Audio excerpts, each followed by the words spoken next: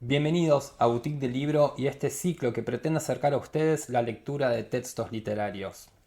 Fragmentos de novelas, textos completos, cuentos y también algo de poesía. El criterio de selección de los autores es arbitrario, como suele ser el criterio de todo aquel que disfruta de la literatura. Sin embargo, aquello que hace que converjan todos en este ciclo de entregas es que de alguna manera han atravesado nuestra manera de ver el mundo, nuestro modo de concebir el arte, y por eso consideramos que es importante compartir cada una de estas obras con ustedes. Entendemos que la librería no solo es un comercio, sino ante todo un lugar de intercambio, un lugar social y cultural en el cual pueden surgir diferentes propuestas como estas, a las cuales pueden tener acceso aquellas personas que son asiduas a la librería y las que no también, para que puedan disfrutar de ellas. Por eso hacemos uso de plataformas y de redes sociales para la divulgación y entendemos que de esta manera no solo facilitamos el acceso a quienes quieran hoy disfrutar de este material, sino a todos aquellos que a futuro intenten o quieran acercarse a las obras de los autores. Agradecemos desde Boutique del Libro que se tomen estos minutos para compartir con nosotros y esperamos que estas lecturas aporten nuevas visiones, nuevas ideas para que puedan disfrutar de su entorno de una forma diferente.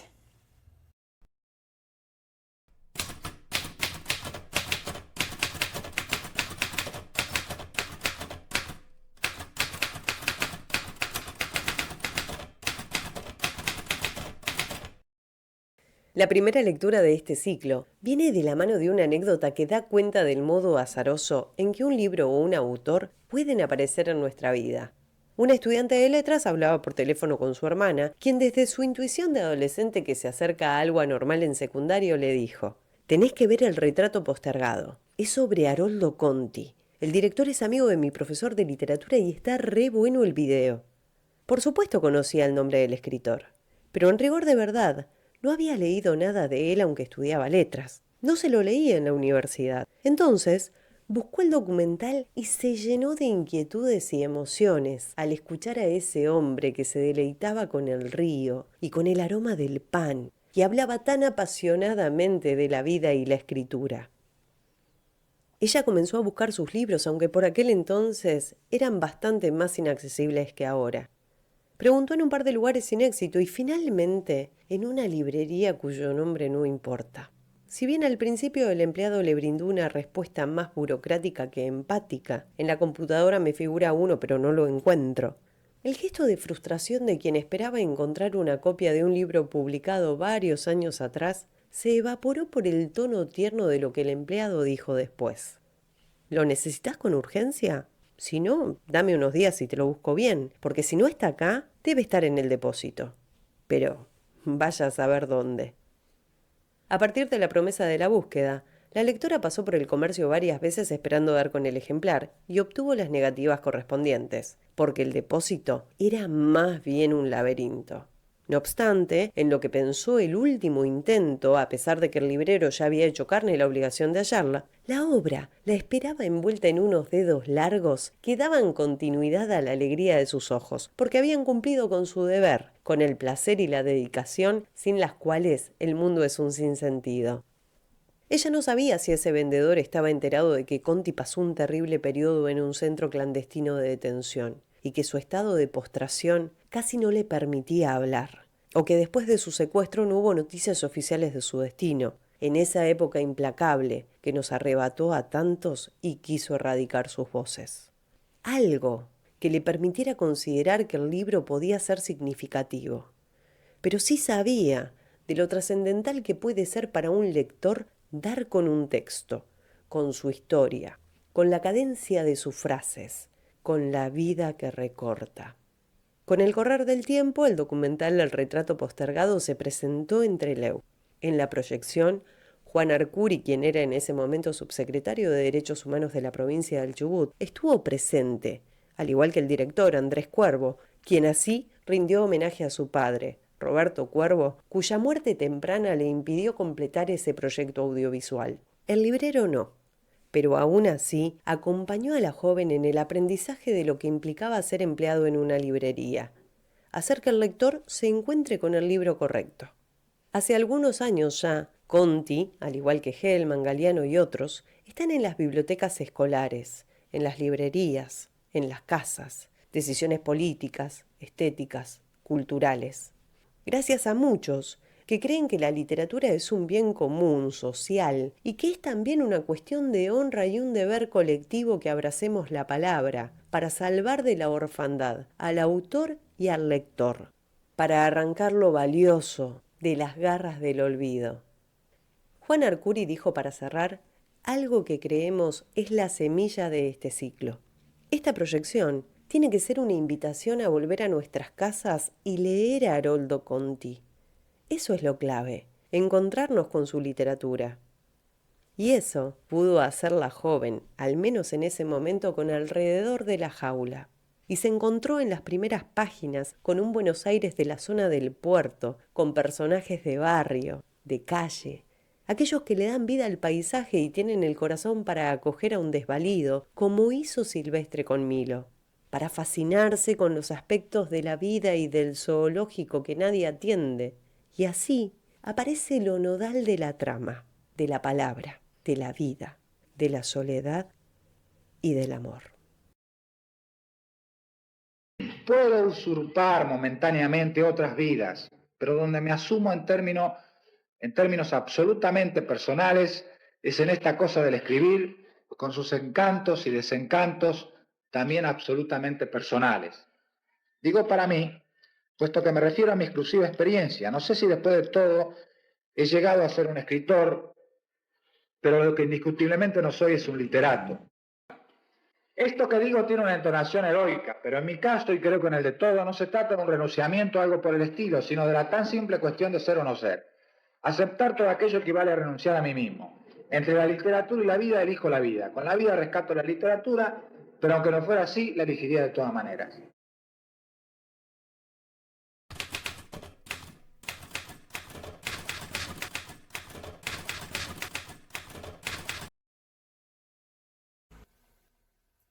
Dejaron el paquete en el taller y después comieron algo liviano en el bar San Lorenzo.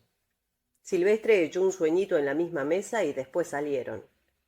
Bueno, ¿qué te parece? ¿A dónde vamos?, preguntó Silvestre por preguntar, cuando ya estaban caminando hacia Paseo Colón.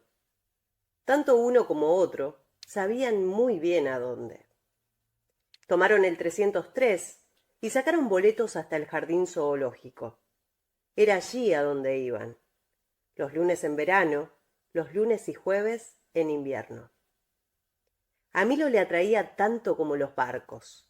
Silvestre iba por Milo, se comprende, pero de todas maneras a través del muchacho había terminado por ver, bajo otra luz, aquella especie de enorme corral lleno de animales viejos y achacosos. El viejo siempre estaba hablando. La vez que hablaba de un jardín que Milo no había conocido y que en definitiva tal vez ni siquiera había existido. Se sabe que a la distancia todo cobra cierta desmesura. El viejo hablaba de aquel jardín como si fuera éste.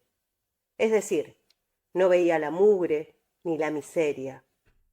Hablaba, por ejemplo, de un sospechoso y complicado lagarto de Nueva Guinea, que cambiaba de forma y color y volaba, o por lo menos planeaba, como un verdadero pájaro. Milo no había conocido otro en su vida, de manera que aunque veía a éste tal cual era, le parecía más o menos notable. No podía establecer comparaciones, salvo con el dudoso jardín de Silvestre, poblado de árboles majestuosos y animales jóvenes e increíbles, que el viejo había conocido y combinado a lo largo de toda su vida. Silvestre compraba una caja de galletitas Jardín Zoológico, y después de echar una mirada al conjunto desde el borde del lago, se internaban por la avenida que costea la calle Las Heras. Al principio Milo se había dejado llevar, como casi toda la gente, por los animales más notables. Leones, jirafas, elefantes, el gran rinoceronte blanco de la India con una carrocería como un carro de asalto, los hipopótamos, los mandriles, un par de orangutanes. Estaba, por supuesto, la jaula de los pájaros. La caja de galletitas no le alcanzaba para nada. Una sola jirafa era capaz de comerse una bolsa. Al tiempo, cuando se familiarizó con todo aquello, comenzó a reparar en los animales de condición más oscura. Y así fue descartando las avenidas de la gente y frecuentó los senderos de las jaulas olvidadas. Inclusive la jaula de los pájaros y la cárcel de los orangutanes, que eso era, cobraron otro sentido. Es decir, las vio recién entonces. La jaula de los pájaros, por ejemplo, parecía estar situada entre este jardín y el de Silvestre. De pronto no veía ni la mugre ni el encierro, sino los grandes pájaros en su adversidad, en una jaula que tanto los apartaba del cielo como de los hombres, donde el aire era de otra naturaleza. Al caer la tarde los barrotes se desvanecían, y si los pájaros seguían allí, era porque les daba lo mismo estar en una que otra parte. Un buen día, cuando recordaran, iban a remontar el vuelo y desaparecerían para siempre hacia aquellas regiones cuyo camino habían extraviado entre la gente. Nadie se detenía más de un minuto a observar el turón, acaso porque era un animal que se parecía a muchos otros, aparte de que despedía un olor ácido y salvaje. Caminaba de una punta a otra de la jaula, con aire preocupado, como si tuviera una idea fija, igual que el polaco cuando se le metía algo entre ceja y ceja. De vez en cuando se desviaba oblicuamente hacia donde estaba Milo y le alargaba una manito negra y huesuda a través de los barrotes. Milo retiraba la galletita y entonces el animal lo miraba brevemente, como si le dieran los forros que un tipo perdiera el tiempo en aquella puñetería, y seguía caminando. En general, observándolos con atención, todos estos animales, por grotescos que sean, tienen algún parecido con la gente. Las manos, los ojos o simplemente la actitud. La gente no ve nada de eso, es decir, ve tan solo aquello que los hace distintos y los aparta. Silvestre, cuando sacaba la cabeza de su jardín, veía las cosas como Milo. Era el único que se entretenía con los lobos, por ejemplo. En este caso, como en tantos otros, la gente se deja llevar por el nombre. Al animal en sí le presta muy poca atención. De todas maneras, su carácter arisco y su parecido con los perros la aleja de allí. Silvestre, en cambio, elegía a uno cualquiera y lo seguía de un lado a otro de la jaula, hablándole con una paciencia que no tenía para otras cosas, hasta que por fin el animal se volvía y lo miraba. Los lobos.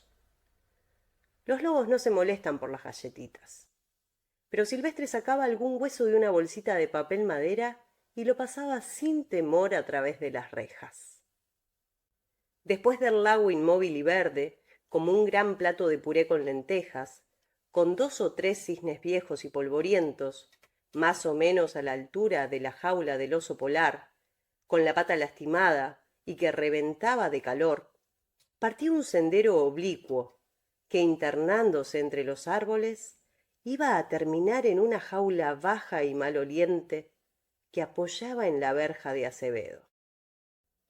Después de saludar a los lobos, a la movediza pareja de chacales rayados, que olía peor todavía, y de mimar un rato al cisne tuerto, para quien estaban destinadas la mitad de las galletitas con azúcar impalpable, Silvestre y Milo se internaban por aquel sendero. En lo alto de la jaula, un letrero con el esmalte cascado rezaba: «Mangosta canina». Pero todos esos letreros son sospechosos. Una vez habían encontrado un jabalí europeo con un letrero que decía «Gato de Arabia». El letrero, además, era viejo, como todo lo que había allí. El animal tenía aspecto de cachorro, Recién había aparecido en octubre. Una tarde sintieron al fondo del sendero unos ladridos como de perro. Más bien parecía el intento de imitar un ladrido. Fue eso justamente lo que les llamó la atención. De cualquier forma estaban seguros de haber pasado por allí otra fría tarde de agosto y no había más que la jaula pelada. Milo recordaría siempre esa primera vez que lo vieron en octubre, como queda dicho.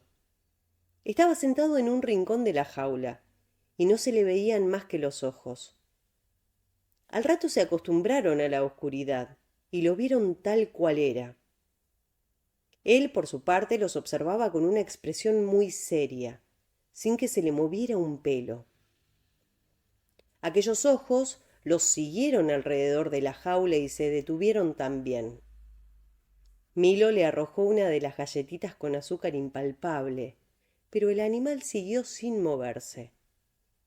Silvestre, que tenía una disposición especial para los chicos y los animales, se agachó lentamente. Le sonrió de aquella manera que Milo tampoco olvidaría en adelante, y después le comenzó a hablar en ese estilo oscuro y cariñoso que jamás pudo entender. En ese momento no existían más que él y la mangosta, y el animal pareció comprender al rato esa solicitud del hombre, porque alargó el pescuezo, olfateó el aire y avanzó una pata. Después se paró, dudó otro rato, pero al fin comenzó a acercarse. Silvestre lo animaba con su voz, sin impacientarse. Su voz era un verdadero camino. El animal se detenía, vacilaba, pero siempre volvía a seguir. Hasta que se detuvo a un palmo de la mano, alargó el pescuezo y olfateó la galletita. Entonces Milo hizo un movimiento y la mangosta se espantó. Y vuelta a empezar. Ahora, a mitad de camino, pareció comprender que Milo era parte de la voz en alguna forma, y estiró el pescuezo otra vez, y ya no volvió al rincón. Así fue aquel primer día, esa tarde de octubre. No resultó fácil de todas maneras aquella amistad.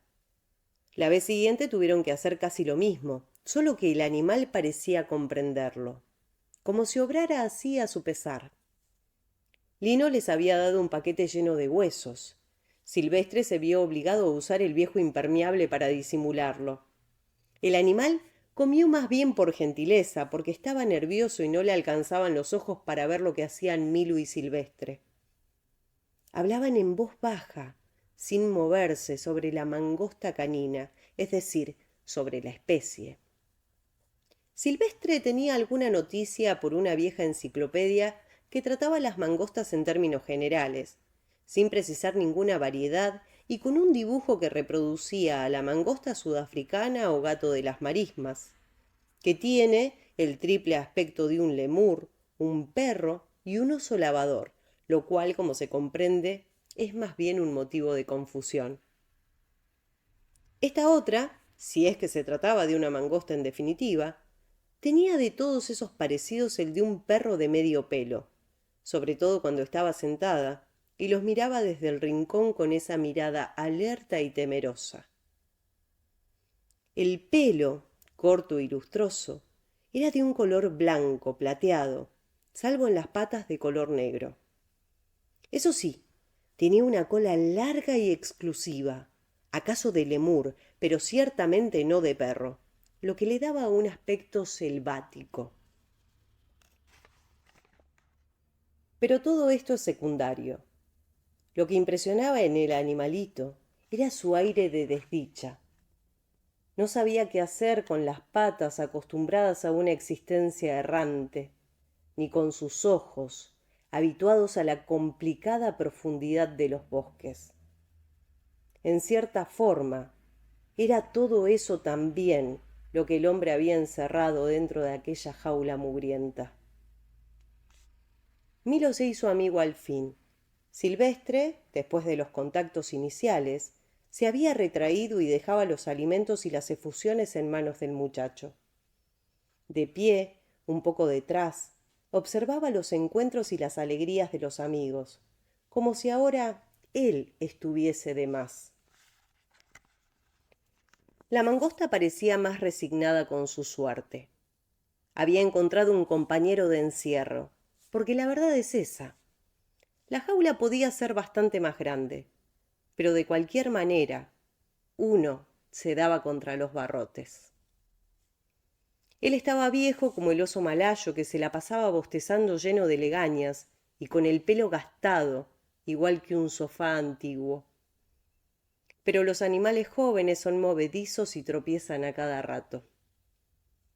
Eso pensaba Silvestre desde su sitio mientras armaba un cigarrillo. ¿No te parece chica esta jaula, pa? Claro que sí. ¿No podemos hacer algo? ¿Qué, por ejemplo? Hablar con el director. No creo que resulte. El chico lo miraba firme a los ojos. Podemos hacer la prueba, como quieras, pero no creo que resulte. Después de la mangosta, que los veía alejarse cambiando nerviosamente de sitio cada vez que los ocultaba un árbol, Milo y Silvestre se despedían de los pájaros. Estos animales eran más desdichados todavía, porque ¿quién puede ser amigo de un gran pájaro, un cóndor o un águila, por ejemplo? Era la hora en que las rejas de la jaula se disolvían y los pájaros estaban allí, vaya a saber por qué designio. Silvestre y Milo hablaban muy poco de la mangosta. El muchacho pensaba en ella a menudo, cada vez que alzaba los ojos y contemplaba las copas verdes de los árboles, o cuando el tiempo se ponía perezoso y sentado en un banco echaba a andar la cabeza. Pero estaba el río y la gente y la vida caprichosa de los cachorros que cambian de humor a cada rato. Silvestre pensaba menos, pero pensaba largo con sus maneras de viejo. Una de las pocas veces que hablaron fue aquella en que decidieron ponerle un nombre. Volvían de la costanera por la calle de Sombras y Silvestre sugirió el tema. Después siguieron en silencio hasta la casilla en la azotea y recién volvieron a hablar cuando el muchacho se echó en la cama y el viejo se sentó al lado de la puerta. Era un asunto complicado y Silvestre lo advirtió apenas lo había mencionado. ¿Te has fijado que es un macho?, dijo, porque el nombre genérico de mangosta se prestaba a confusiones. Un cachorro. Eso es. Barajaron una serie de nombres. Por fin Silvestre se volvió sobre su memoria y contó lo siguiente. Antes de que apareciera Milo, en la época de los autómatas, había tenido un perro. Un perdiguero con cara de estúpido pero inteligente. Marrón, de la punta del hocico a la punta de la cola. Una cola a propósito bien de perro, es decir, una cola expresiva. Este perro saltó de un camión que remontaba la costanera a gran velocidad y después de dar unos tumbos se quedó mirando los cochecitos y las voladoras que volteaban sin parar. Esperó hasta entrada la noche que volviera el camión y después, como no apareciera, se lo llevó con él y al poco tiempo se encontró con el mismo problema del nombre. Hasta el día en que Polito, mientras lo acariciaba de manera sospechosa, le preguntó de dónde diablos había salido, y él, abstraído en sus cosas, dijo por decir: no sé, es un perro ajeno. La verdad que es un lindo perro y me vendría bien. No, señor, gritó entonces Silvestre saliendo de lo suyo, porque en ese tiempo estaba lleno de energía. Ese perro es mío y precisamente se llama Ajeno. Lo debió decir de tal manera que Polito encogió la mano y solo atinó a decir: es la primera vez que oigo ese nombre. Me gusta. Quedaron en silencio. La voz de la taberna trepaba en la noche. En la cabeza de Silvestre la cara preocupada del animalito se fue confundiendo con la del viejo perro, y al rato no era más que un solo y mismo recuerdo. Milo se durmió con el nombre.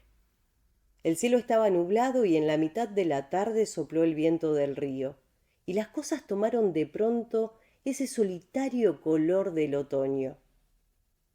Milo y Silvestre se miraron.